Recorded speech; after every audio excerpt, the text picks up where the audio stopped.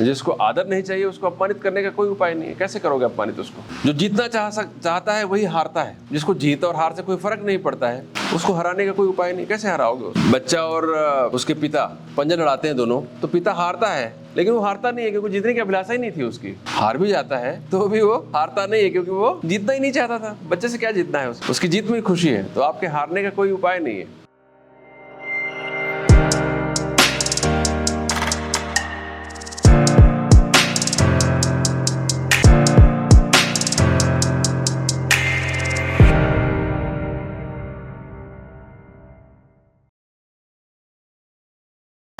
आप अपने अपने जीवन में देखिए कि आपके भीतर कितना है, काम कितना, क्रोध कितना, मद कितना, लोभ कितना, मोह कितना, मात्सर्य कितना। इसको देखना चाहिए हर व्यक्ति को। अगर आप सुख के अभिलाषी हैं, सतत आनंद चाहते हैं और इसी जीवन में मुक्त होना चाहते हैं, तो आपको इन सारे 60 रिपुओं को खत्म करने की दिशा में प्रयत्न करना चाहिए, जितना जितना हो सके। देखिए, चलना शुरू करेंगे तभी मंजिल तक पहुंच पाएंगे। चलना ही नहीं शुरू किया तो बिल्कुल असंभव है। जो चलना शुरू करेगा वो देर सवेर पहुंचेगा, और जो कभी चला ही नहीं तो क्या पहुंचेगा? वो तो किनारे पर बैठा रह जाता है। वो जो आदमी असफलता के डर से चलना ही नहीं शुरू करता वो बैठ जाता है ना। वो सुनते हैं, क्या कहते हैं उसे, जो बपरा डूबन डरा राह किनारे बैठ,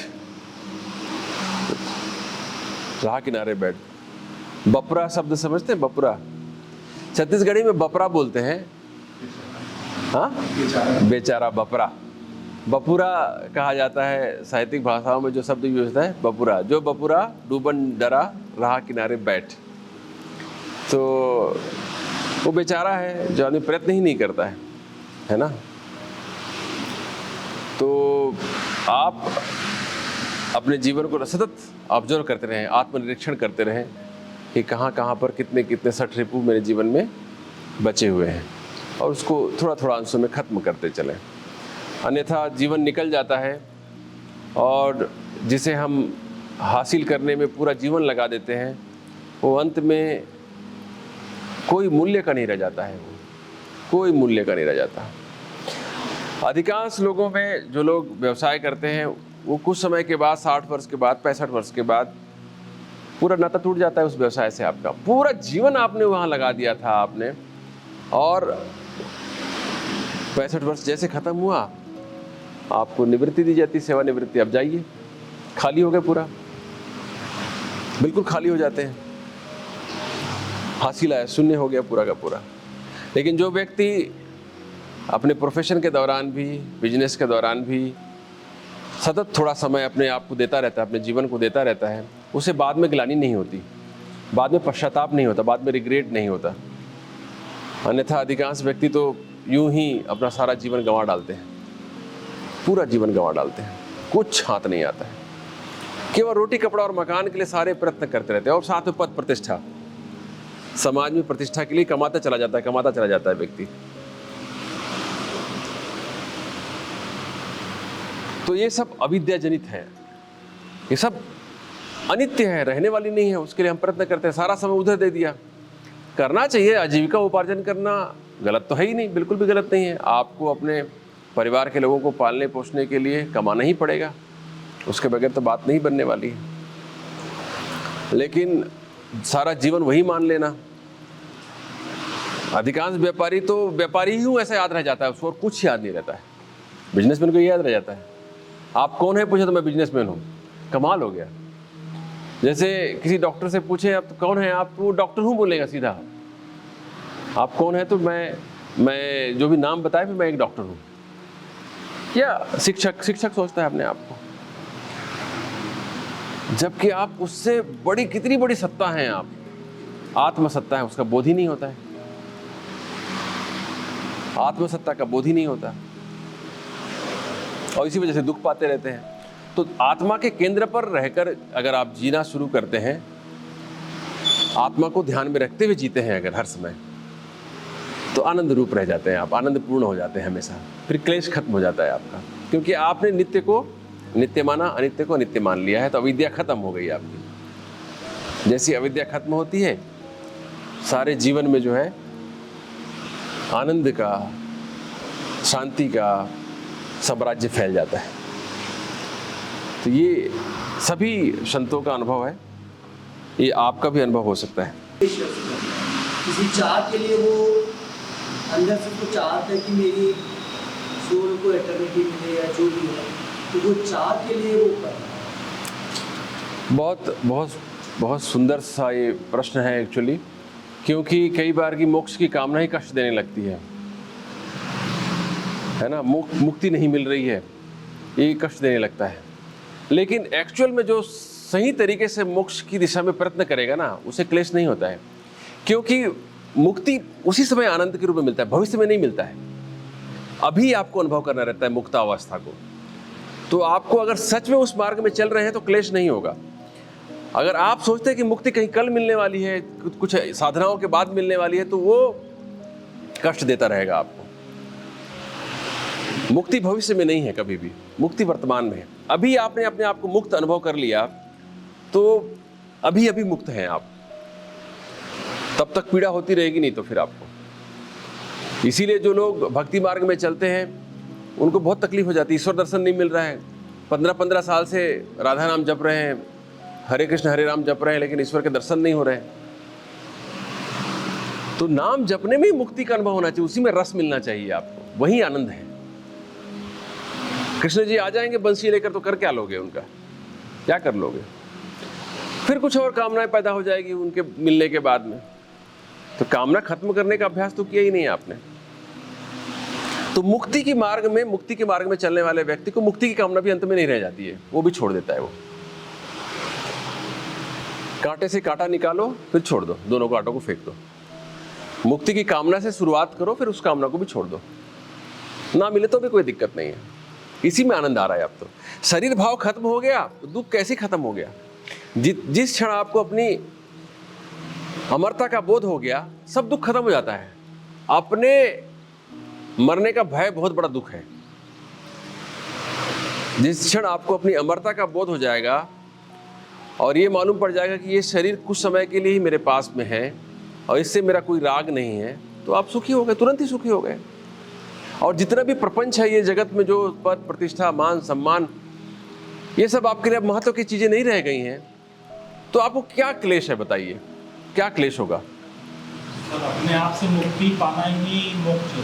मुक्ति स्वयं से क्या मतलब है? अपने आप से मतलब शरीर की बात कर रहे हो? अपने आप को जान लेना या अपने आप से खुद से फ्री हो जाना, मुक्त हो जाना, जो आपका अंतःकरण बाह्यकरण है उससे फ्री होते हुए आप अपने आत्मा के स्वरूप में स्थित हैं, वही मुक्ति है। एग्जैक्टली।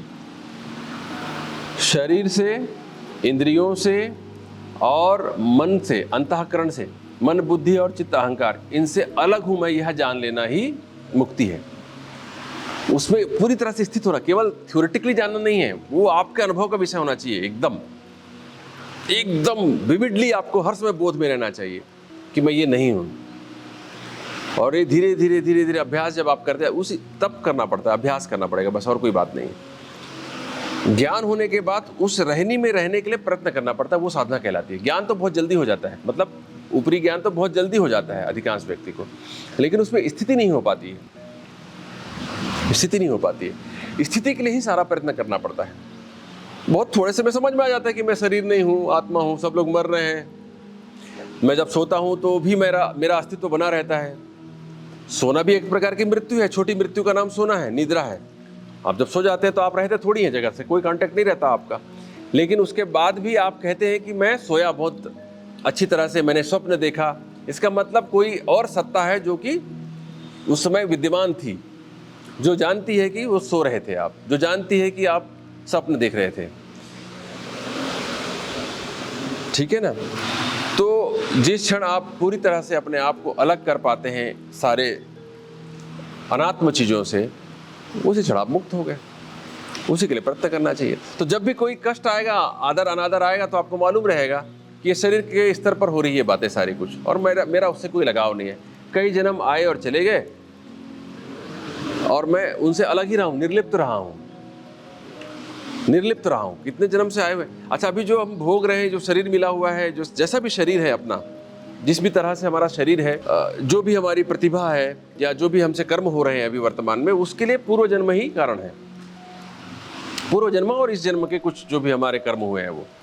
बट अगर पूर्व जन्म कहते हैं तो बहुत लंबी यात्रा है, बहुत सारे जन्म हैं वहाँ पर, तो उनका प्रभाव अधिक होता है। वर्तमान में जो आप कर्म करते हैं उसका प्रभाव थोड़ा होता है, थोड़ा प्रभाव पड़ता है, उसका नहीं पड़ता ऐसी बात नहीं है, उसका पड़ता है प्रभाव, लेकिन उतना नहीं जितना कि पूर्व जन्मों का। इसलिए वो संचित कर्मों का बड़ा योगदान होता है।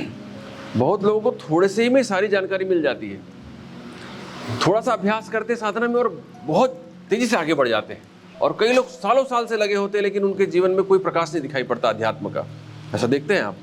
और कई बार की स्वयं को आपको विवशता महसूस होती है, यार मेरे में तो इतनी प्यास है लेकिन मुझे मिल नहीं रहा है, क्योंकि पुराना इतना ज़्यादा कचरा जमा है कि बात नहीं बन रही है, पुराने संस्कार। तो जब भी आपको ऐसी निराशा हो तो आप पूरी तरह से निराश ना हो, ये मान के चलें कि अब जो कर रहा हूँ वो तो कम से कम उसमें जुड़ता जाएगा और पहले वाले संस्कारों का प्रभाव कम होता जाएगा। ठीक है ना। तो मुक्त अवस्था, जब आप शरीर से स्वयं को अलग जानते हैं, मन से अपने को अलग जानते हैं, संसार के संबंध, रिश्ते, नाते, पद, प्रतिष्ठा सबको अपने से अलग जानते हैं, और ये जानते हैं कि इनका कोई मतलब नहीं है, ये केवल व्यवस्था के लिए है। सब चीज़ें जो जीवन चल रहा है उसकी व्यवस्था मात्र के लिए इनका महत्व है, बहुत गहरा महत्व नहीं है इन सब का। ये स्पष्ट रहता है बोध, तो आप आनंद में रहते हैं, है ना। क्योंकि जब आदर को आप महत्व देंगे तो अनादर से डर लगेगा आपको हमेशा ही। आदर के प्यासे व्यक्ति को ही अपमानित किया जा सकता है, जिसको आदर नहीं चाहिए उसको अपमानित करने का कोई उपाय नहीं है। कैसे करोगे अपमानित उसको? जो जीतना चाहता है वही हारता है, जिसको जीत और हार से कोई फर्क नहीं पड़ता है उसको हराने का कोई उपाय नहीं। कैसे हराओगे उसको? जैसे बच्चा और उसके पिता पंजा लड़ाते हैं दोनों, तो पिता हारता है, लेकिन वो हारता नहीं है क्योंकि जीतने की अभिलाषा ही नहीं थी उसकी। हार भी जाता है तो भी वो हारता नहीं है क्योंकि वो जीतना ही नहीं चाहता था। बच्चे से क्या जीतना है उसको? उसकी जीत में खुशी है, तो आपके हारने का कोई उपाय नहीं है। ऐसे ही हर चीज में समझिए आप, सभी बातों पर लागू होती है बातें। सुख की कामना खत्म हो जाएगी तो दुख आपको उतना दुख नहीं देगा।